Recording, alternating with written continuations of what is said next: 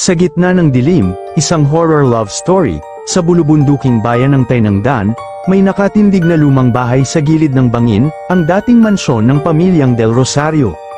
Napapalibutan ito ng mga pinitak ng ulap at punong kahoy na tila mga bantay ng lumipas. Mula pa noong 1938, walang matagal na naninirahan dito, sinasabing isinumpa ito matapos ang trahedya ng kasal ng dalagang si Isabel Del Rosario, ang bagtong na anak ng mayamang Don Faustino. Ika-17 ng Abril noon nang maganap ang kasal ni Isabel kay Alfonso Reyes, isang guro mula sa Maynila. Ngunit bago pa man siya makalakad sa altar, isang sunog ang sumiklab sa simbahan, namatay ang halos lahat ng bisita. Wala nang balita kay Alfonso, tila nilamon ng apoy ang kanyang katawan. Si Isabel, nabaliw sa matinding dalamhati, hindi na muling nagsalita.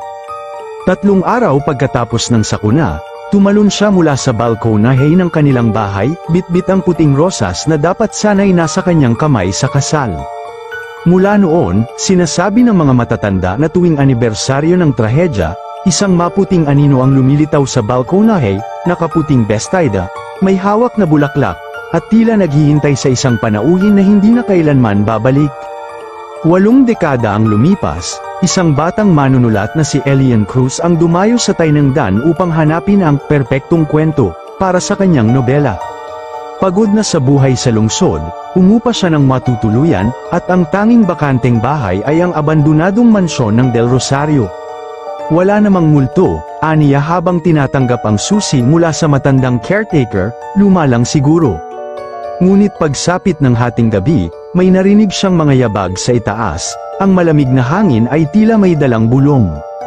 Sa kanyang panaginip, isang babae ang nagpakita, mapunggay ang mata, at may luha sa pisngi.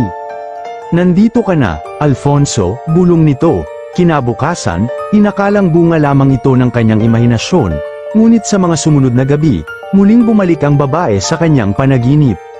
Sa tuwing kinakausap niya ito, may kakaibang damdamin siyang nararamdaman, hindi takot, kundi pagkakaugnay, para bang matagal na silang magkakilala.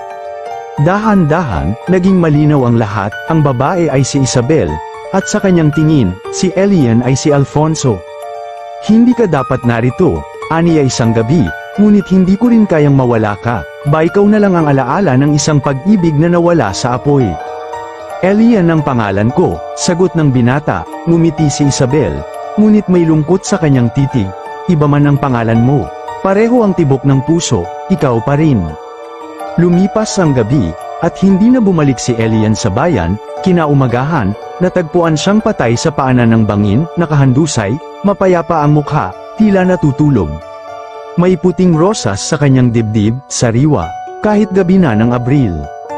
Ipinagpaliban ng mga tao ang pag-imbestiga, muli, kinumpirma ng mga matatanda ang alamat, tuwing ika-17 ng Abril, hindi na iisa ang aninong naghihintay sa lumang bahay. 2 na silang magkasama, magkasabay sa dilim, si Isabel at ang kanyang minamahal.